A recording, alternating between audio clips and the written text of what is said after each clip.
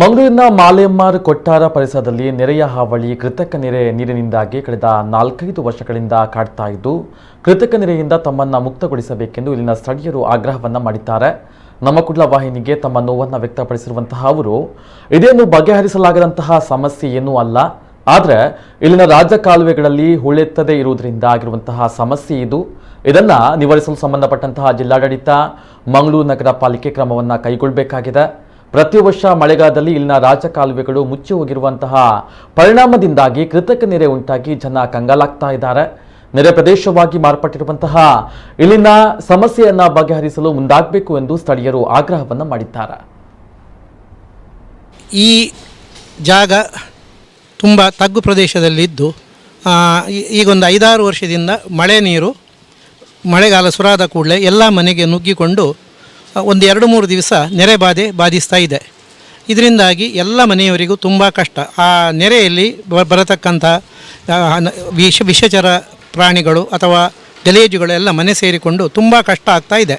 ಅದಕ್ಕಾಗಿ ನಮ್ಮ ಈಗ ಉಡುಪರು ಅವರ ಮನೆಯನ್ನು ಈಗಿನ ತಂತ್ರಜ್ಞಾನವನ್ನು ಬಳಸಿ 3 ಫೀಟು ಎತ್ತರ ಮಾಡ್ತಾ ಇದ್ದಾರೆ. ಇದಕ್ಕೆ ತುಂಬ ಖರ್ಚು ತಗುಲ್ತದೆ. ಇದನ್ನು ಎಲ್ಲರೂ ಮಾಡಲು ಸಾಧ್ಯವಿಲ್ಲ.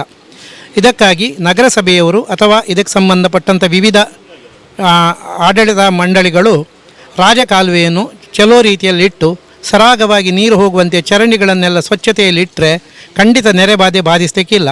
ಈ ಏರಿಯಾದ ರಸ್ತೆಗಳೆಲ್ಲವನ್ನು ಉತ್ತಮ ಮಟ್ಟದಲ್ಲಿ ಇಟ್ಟಿದ್ದಾರೆ, ಆದರೆ ಚರಂಡಿಗಳು ರಾಜಕಾಲುವೆ ಸರಿ ಇಲ್ಲ. ಇದನ್ನು ಸರಿ ಮಾಡಲಿಕ್ಕೆ ಖಂಡಿತವಾಗಿಯೂ ನಗರಸಭೆ ಹಾಗೂ ಅದಕ್ಕೆ ಸಂಬಂಧಪಟ್ಟ ಆಡಳಿತ ಮಂಡಳಿಗಳು ಪ್ರಯತ್ನಿಸಬೇಕಂತ ಈ ಸಮಯದಲ್ಲಿ ಕೇಳಿಕೊಳ್ಳುತ್ತಾ, ನಮಗೆ ಒಂದು ಸಮಸ್ಯೆ ಏನು ಅಂತ ಹೇಳಿದರೆ, ಇತ್ತೀಚಿನ ದಿನಗಳಲ್ಲಿ ಒಂದು ಎಲ್ಲ ಮನೆಗಳಿಗೆ ಕೂಡ ನೀರೆಲ್ಲ ಬಂದು ನೆರೆ ಬಂದು ಸಮಸ್ಯೆ ಆಗ್ತಾ ಇದೆ. ಮೊದಲೆಲ್ಲ ಇಂಥ ಪ್ರಾಬ್ಲಮ್ ಇರಲೇ ಇಲ್ಲ.